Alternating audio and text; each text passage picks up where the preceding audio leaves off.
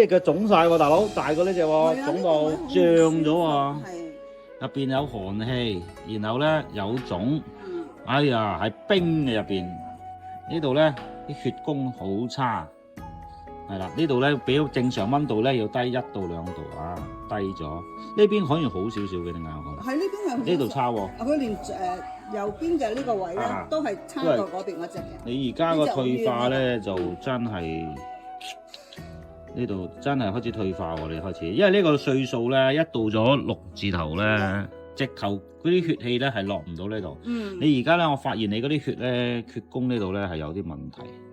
我幫你再摸清楚啲先啊！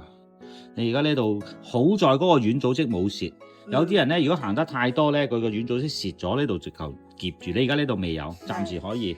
炎症唔係好嚴重。大家好，咁咧膝頭哥咧，尤其是清明時節咧，落雨咧。好多人咧都會發作酸痛啦，尤其是咧啲唔夠血氣啊、身體虛弱啊、濕氣重嘅人咧，好多時都係會痛到咧阿媽都唔認得。請問你阿媽認唔認得你咧？我阿媽就嚟唔認得我。係啦，唔緊要嘅，好在你遇到我啦。我淨係將呢啲嘢全部統晒入去，你準備好未？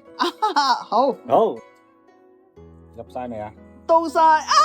夠唔夠 high 咧？OK， 頂唔頂到啊？哇，好痛！我呢度同你補多2日，呢隻腳嗰度爭少少啫，係啦，好啊，哇，搞掂。